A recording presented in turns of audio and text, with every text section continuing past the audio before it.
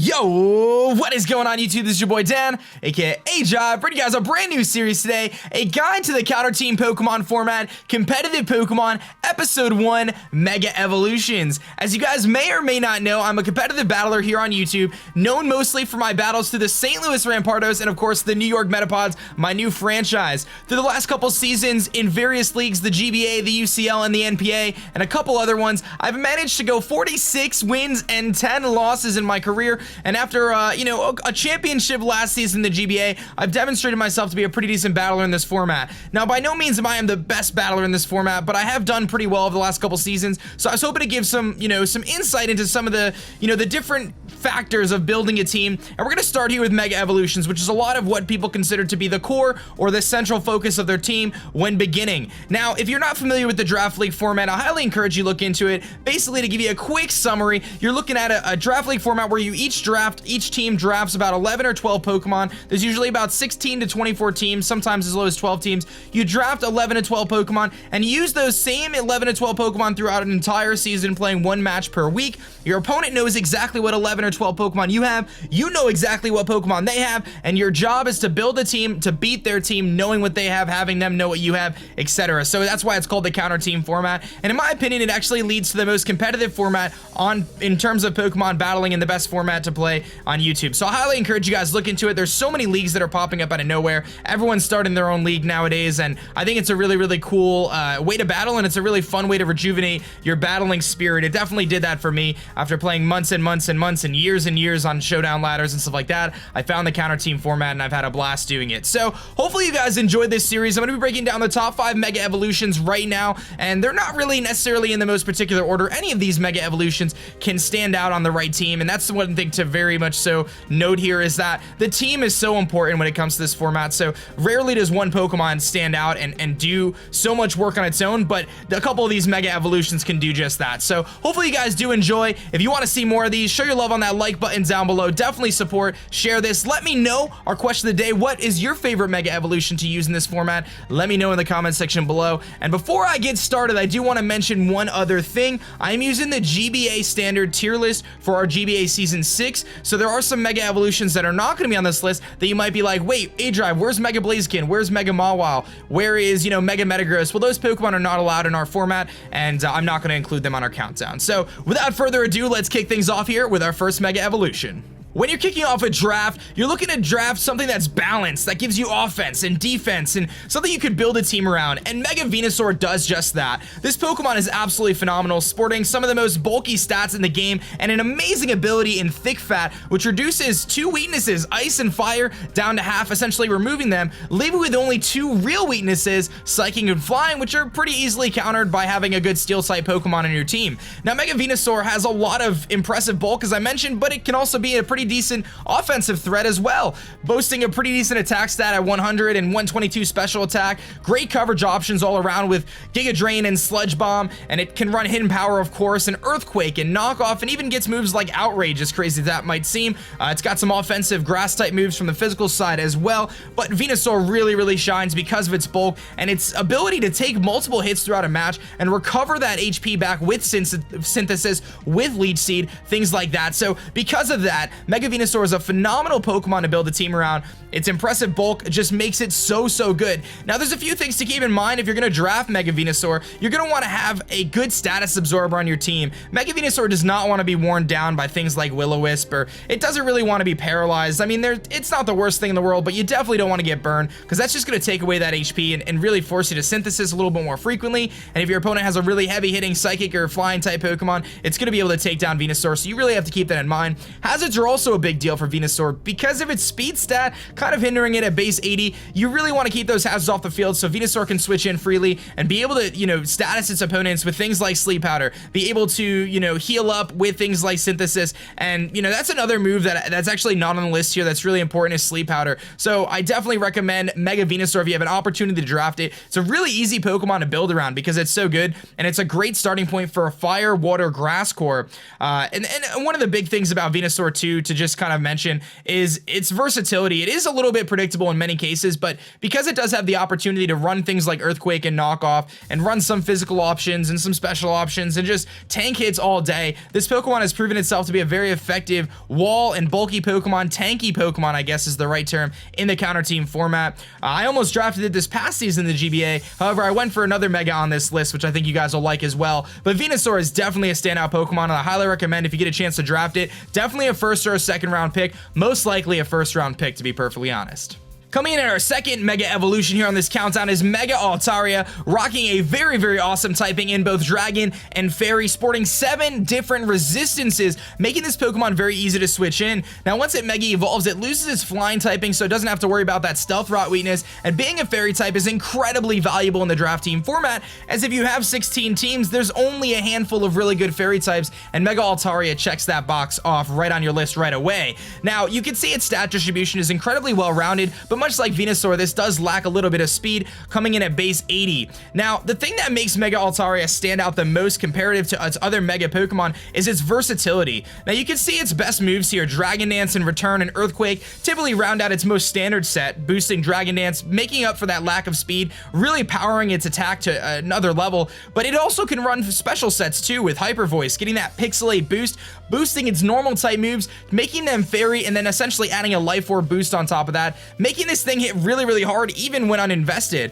Now, its bulk is pretty good too, rocking 110 and 105 on its 2 defenses respectively, and having moves like Roost will allow you to kind of increase your longevity throughout the game. Now, Dragon type is a very good offensive type as well, just like Fairy, and you can see that Altaria can run the gauntlet of Dragon type moves, including Draco Meteor and stuff like that, so you're always welcome to run a mix set, but because of Fairy's offensive presence, you usually just get to run Hyper Voice in return. This does have Fire Blast for coverage to deal with Steel type Pokemon, which is very important, and because of its ability to set up, it's a huge, huge threat because your opponent has a hard time predicting what kind of Altaria you're going to be bringing every week, and if you're able to make them think you're going to be a setup variant, you might be able to hit off some really big Hyper Voices and vice versa. So usually after a Dragon Dance, this thing can really sweep an opposing team, and the damage calcs do not lie. Now, Mega Altaria definitely benefits from hazard setters and hazard removers. You don't want to have those hazards on the field because this thing is going to be taking 25% from Stealth Rocks prior to Mega Evolution.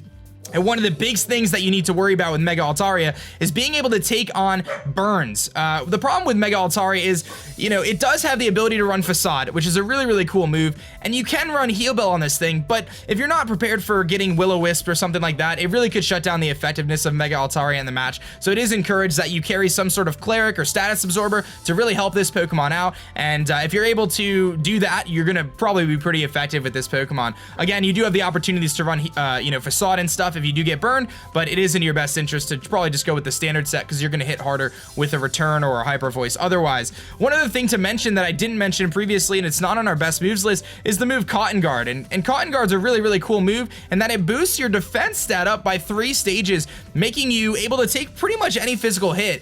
Because of that, Altaria becomes an incredibly decent physical wall, having Roost for reliable recovery, and of course having that offensive presence that we've seen and we've discussed for both the physical and the special side. Mega Altaria is a phenomenal Pokemon, and that Fairy typing alone makes it a first round pick, in my opinion. Coming in as our third Mega Evolution, we have Mega Pinsir. Now, as you can see, Mega Pinsir boasts an incredible 155 attack stat and a very, very good 105 base speed stat, allowing it to outspeed most of the unboosted metagame, whether they're rocking Choice Scarfs or Agility or something like that. Mega Pinsir is most likely to outspeed those Pokemon. Now, I think a lot of trainers and coaches tend to steer away from Mega Pinsir because of its huge Stealth Rot weakness after Mega Evolution, losing 50% of its health when it switches in. However, one key point here is that regular Pinsir actually only takes 25% of its health from Stealth Rocks, and actually this thing can come in, and typically once you send in Mega Pinsir, it usually does its work. It usually kills a few things before it dies or before the game's end. So Mega Pinsir is a very, very huge threat. Now, like I said, a lot of people tend to draft this thing mid to late draft. For some reason, this thing never seems to get picked early game,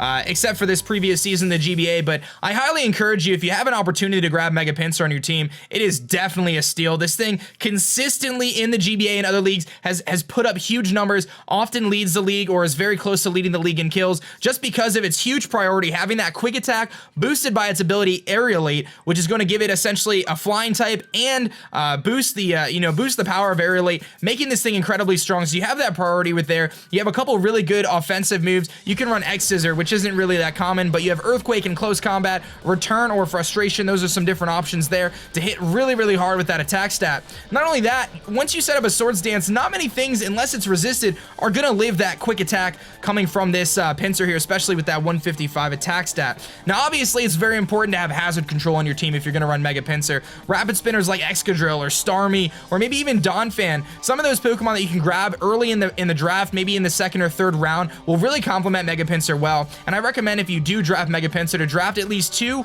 reliable hazard removers, perhaps one of the Laddies if you can steal it in the second round, but that could really round out the team and make Mega Pinsir an even bigger threat than it otherwise would be. You can see through its coverage options, again, Facade, similar to Mega Altaria, this thing can absorb a status like Burn or something like that, and then just fire off huge Facades, destroying your opponents unexpectedly. Don't forget about the opportunity to run close combat to knock away some items and hit those Psyche types and super effectively. But at the end of the day, Mega Pinsir is just an incredible offensive threat. And if you have an opportunity to draft this thing and you're able to get the right hazard control to pair with it, this thing is an absolute monster and most certainly will lead the league or come close to leading the league in kills when you're done with it. Now, coming in at number 4 is a Mega Evolution that I know very well and actually won the GBA MVP in Season 4 with me as its coach, Mega Sableye. Now, Mega Sableye's stats may not look all that impressive. Rocky only a 50 HP stat, and its defenses are pretty good, very, very bad speed, and its offensive stats are pretty low, but it has one huge bonus over any other Mega Evolution in the game, aside from maybe Mega Deontay, and that is its Magic Bounce. Now, having Prankster on the first turn allows you to fire off something like a Will-O-Wisp, getting priority on that, but once you fully Mega Evolve, you'll have that Magic Bounce ability, and that's going to basically deter any sort of entry hazards from being set up, any sort of status moves, any sort of phasing moves, or anything like that, Whirlwind and Roar, things like that. Sableye is going to be able to counter all of that, and basically stop your opponent from doing any sort of shenanigans. This Pokemon is the ultimate mind game Pokemon, forcing your opponent to be very, very careful about setting up hazards like Stealth Rocks, which is one of the most common moves in the game. This would just reflect it right back and set it on your opponent's side of the field, and that makes Sableye a huge asset to many teams. Now, in my opinion, Sableye is not as good unless you have a good team to back it. I paired it with Chansey, and that formed an incredible defensive core a couple seasons ago, but using other Pokemon, like Pokemon that can take on Fairy-type moves, that's going to be super key. So you're going to want to grab a really good Steel type, a really good Poison type, maybe even a bulky Fire type, perhaps like an Arcanine, something that can take on those Fairy-type moves to basically pair with Mega Sableye so you don't have that weakness, because that is its only weakness, which is pretty darn impressive if you ask me. Now, one of the scariest things about Mega Sableye is its ability to set up on your opponent without them being able to do anything. And if you watch my NPA matches over the last season, I've run Calm Mind Sableye quite a few times, and simply running Calm Mind, Recover, Will-O-Wisp, and either Shadow Ball or Dark Pulse, that's enough to pretty much sweep, and you don't even have to be fancy with it. You can really make Sableye very, very effective with simply that set, boosting up your special defense and special attack while you're able to stop those physical attackers with Will-O-Wisp. And a lot of times, many teams just don't even have an answer for this thing. Now, that aside, your setup sweeper aside, you also have the opportunity to run a utility set with things like Knockoff and Sucker Punch and even Fake Out to ensure your Mega Evolution. Mega Sableye proves to be a very, very good Pokemon on almost any team as long as you're able to build around it and provide enough responses to Fairy types and be able to kind of keep your opponent from setting up those hazards, but ultimately Mega Sableye is a phenomenal Pokemon, and it definitely helps when you have hazard setters of your own to wear down your opponent, force some switches, because Sableye forces a ton of switches. So if you get those hazards up early, you're really going to start wearing down your opponent's team as they try to figure out how they can manage taking on this Sableye, because it is just that good. Again, you have all the other options, including Foul Play, and you can even get creative, as I've seen in the past. I've ran Fire Punch on Sableye. I've done some really funky stuff. You can even run Counter if you don't run Prankster. So there's a lot of different options here, and a Pokemon that is often looked at as being, very limited in terms of its move pool. This thing can actually do a lot of stuff, especially in the counter team format, and I think it's one of those Pokemon that is often overlooked because, it doesn't look that intimidating, but at the end of the day, this thing always seems to have a huge impact in its matches. And I have a fun stat for you. I might mess it up a little bit, but I'm pretty sure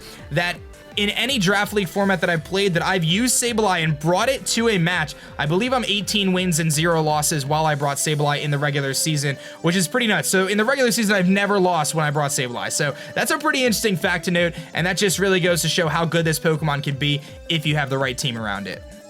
Now, last but not least, perhaps the best Pokemon on this countdown, and perhaps the best Mega Evolution in the Draft League format, that is going to be Mega Lopunny. Now, Mega Lopunny was almost banned this season in the GBA because of its performance the last 2 seasons, making it to 2 championships in a row in GBA Season 4 and GBA Season 5, being on the winning end on one season and the losing end on the other. Mega Lopunny has proven itself to be one of the top tier threats in the Draft League format. Now, it's no surprise when you simply look at its stat total. You've got an incredible 136 attack stat, an insane 135 speed stat, which outspeeds pretty much everything. You might only have 1 or 2 teams in the league that can outspeed Lopunny without a choice scarf, and it's actually got decent bulk and a pretty good typing that allows it to take on a lot of threats and just absolutely destroy things. Now, one of the key things to Lopunny effectiveness is the fact that it does have Scrappy. So because of that Scrappy and its normal and fighting type ability, or its normal and fighting typing, that's going to ensure that it's going to hit every single Pokemon in the game for at least neutral damage, because it is able to hit those ghost types with those fighting and those normal type moves, making this thing an incredible offensive threat, late game sweeper, and even early game threat with moves like Fake Out to basically break focus sashes and give you the momentum, ensure your Mega Evolution on that first turn, and have no issues there. One of the best sets, in my opinion, to run if you can, knowing your opponent's team, you can actually run a Fake Out Last Resort set if they don't have any Steel types or Rock types, and you can hit incredibly hard with that Last Resort after going for the Fake Out. There's so many options this thing gets, including that high jump kick, allowing you to fire off an incredibly high base power move with an insane attack stat at 136. Mega Lopunny proves itself to be an incredible threat through this Draft League format.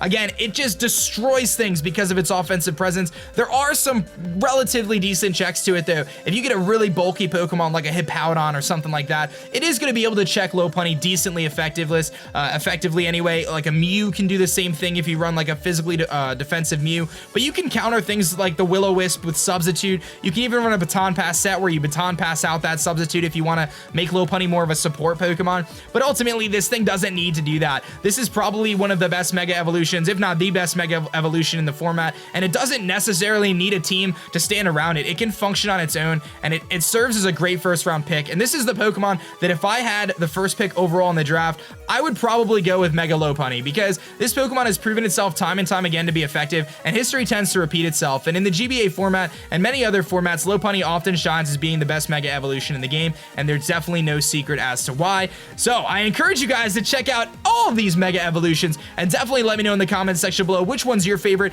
and if there's any that you thought I didn't include on the list that you thought might have edged out another one. Obviously, these are my opinions, but I did collect some thoughts from some of my co-coaches and some friends to see what their thoughts were as well prior to making this video. So hopefully you guys enjoyed. If you want to see another episode of aDrive's Guide to the Counter Team format, let me know in the comments section below. Please show your support by liking the video and sharing it out to your friends. And that's going to be it for me, guys. My name is Dan. I also go by aDrive, and I'm going to catch you guys later. Peace.